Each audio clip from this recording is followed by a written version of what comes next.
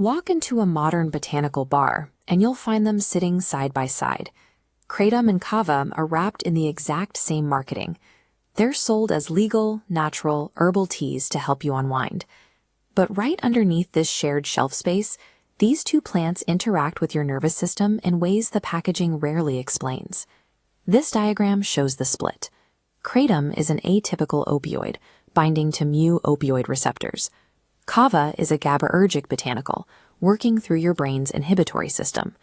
That difference dictates the stakes. One carries physical dependence risks, while the other introduces risks to the liver and skin. To understand which one fits your needs, we have to look past the branding and evaluate their neuroscience, their dependence potential, and their specific failure modes.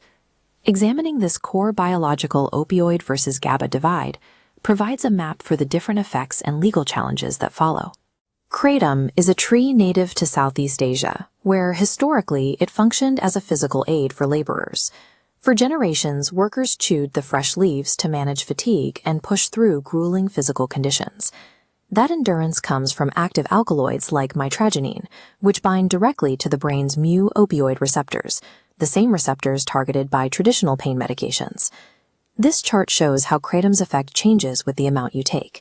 At low doses, roughly 1 to 3 grams, it acts as a functional stimulant. But as the curve rises into higher doses, the pharmacology shifts. The stimulation fades, replaced by opioid-like sedation and pain relief. The trade-off is physical.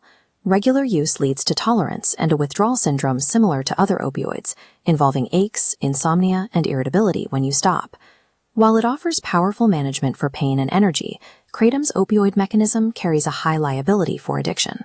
This brings us to a significant shift in the market, the rise of concentrated 7-hydroxymitragyny, or 7-OH products. While 7-OH makes up less than 2% of the natural leaf's alkaloids, some manufacturers are now isolating and synthesizing it into high-potency extracts.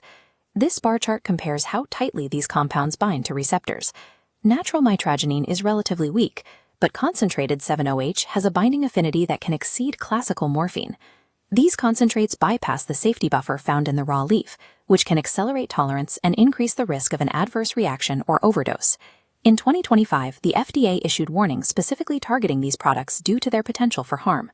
By July 2026, the DEA began the process of placing 7-OH and its synthetic derivatives into a temporary Schedule I classification. The data suggests that the primary safety risk for consumers today isn't the raw leaf, but these unregulated hyperpotent extracts. Now let's look at Kava. In the South Pacific, this plant isn't used for labor, but for social and ceremonial stability. For thousands of years, Pacific Islanders have used the pounded root to facilitate hospitality and resolve community conflicts. Kava's calming properties come from kavalactones, which work primarily by increasing the activity of GABA-A receptors. This mechanism flowchart shows the result. Increased GABA activity reduces anxiety and relaxes muscles, creating a sociable calm while leaving the user's head clear. Unlike kratom, Kava is non-addictive. Its mechanism has no opioid activity and does not lead to physical withdrawal or dependence. However, Kava has its own set of risks, largely tied to how the product is manufactured and which parts of the plant are used. Cases of rare liver injury have been documented, but evidence frequently links these to alcohol-based extraction methods or the use of improper non-root plant parts. Heavy, long-term use can also cause Kava dermopathy, a reversible condition that makes the skin dry and scaly. If you source high-quality noble root and avoid chemical extracts, Kava provides a predictable, non-addictive way to manage stress. To choose between these two, you have to identify which physiological state you're trying to reach. The decision depends on matching your specific goal to either the opioid or GABA mechanism. This matrix shows where each plant excels. Kava is best for anxiety relief, social ease, or as an alternative to alcohol.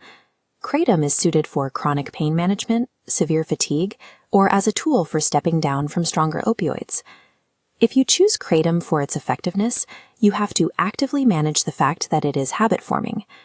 Aligning your goal with the correct pharmacological pathway is the only way to use these botanicals safely. For safe kratom use, you must avoid all synthetic 7-OH concentrates and set strict limits on your daily dosage to prevent dependence.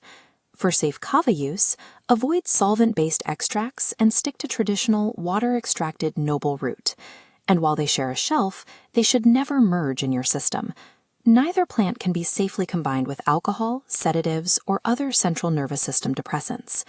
Combining substances is the primary factor in deaths associated with kratom and instances of kava-induced liver stress. Once you look past the marketing and respect the neurochemistry, you can make an informed choice based on how these plants actually work.